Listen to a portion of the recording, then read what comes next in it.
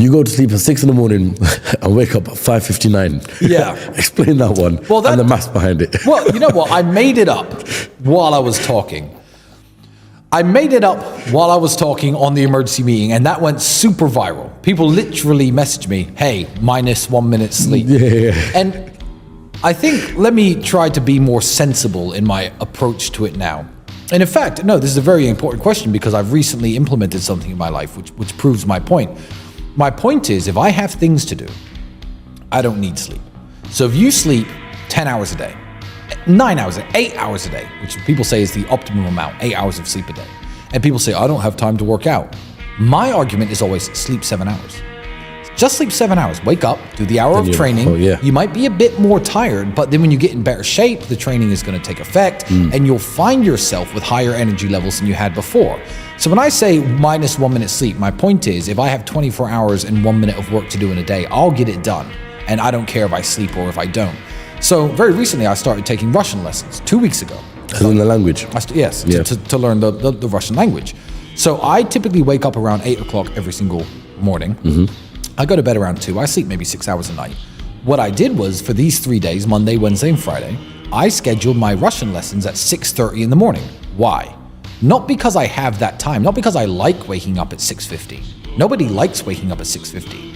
But because by the time I get up and my brain is engaged in this activity for an hour and a half of my lesson, I don't want to go back to bed. I'm already awake. So I'm learning Russian essentially for free. It's like free time that I've created just by telling my teacher to show up at 6:30. And I wake up at 6:15 miserable. Oh, I wish I could go back to sleep. But I get up because I have to, and it's done. The appointment's made, it's settled. And now, so I get 4.5 hours of Russian lessons per week. And how much extra time does it take me? Zero time. I've created it out of nothing by scheduling my appointments at unreasonable times, so I force myself to sleep less. So the whole minus 1 minute sleep thing was a joke I made, I guess, flippantly, but I apply that principle to my real life, and I'm doing it even now.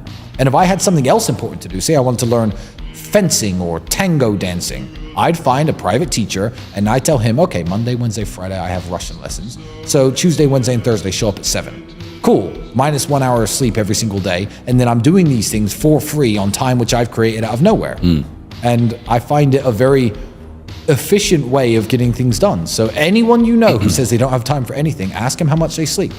You need 4 or 5 hours. Anything additional, especially when you're young, is a luxury. It really is. So cut back on your sleep and up your training or up your work or up your reading or up whatever it is you're trying to do. The time can be created by getting rid of sleep.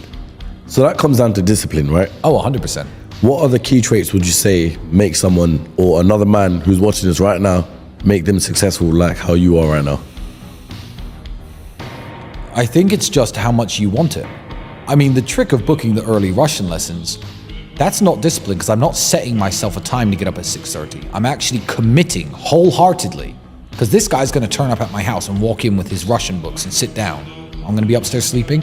No.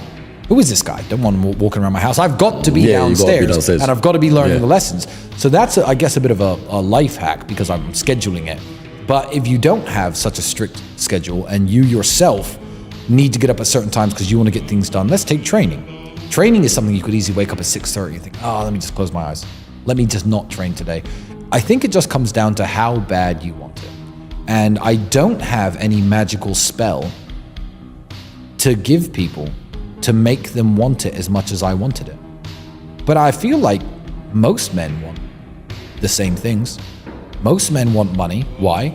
Not all men want fast cars. Not all men want $55,000 layers or expensive tailored suits. But, you know, money gives you the ability to take care of your family, to take care of your friends, can buy you the best health care.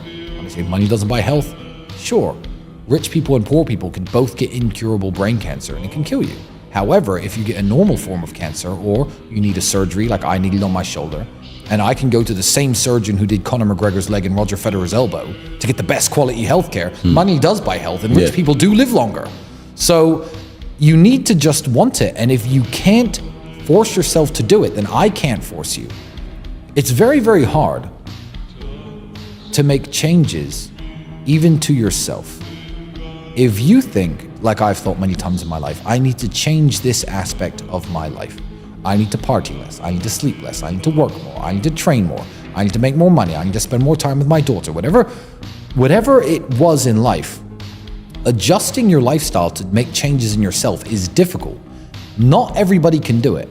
So if you understand how difficult it is to make changes to yourself, you have to understand it is impossible to make changes to somebody else. If somebody else really isn't going to do it and really doesn't want it, they can listen to my emergency meetings for the rest of their life, 24 hours and 1 minute a day, and it won't change what they actually do. Yeah, it's like when you tell a smoker to quit smoking, but they're not going to do it until they want to help themselves. Exactly. It's just bad habits or something like that. They can only change according to when they want to do it. Exactly. When it works for them. So I just give the positive message out there that anything is possible if you do the work. And if you don't want to, I don't give a shit. I don't know you, people at home. I don't. If you stay broke, it affects me zero. But please don't, for the sake of yourself. It doesn't help me. But just don't do it. It sucks.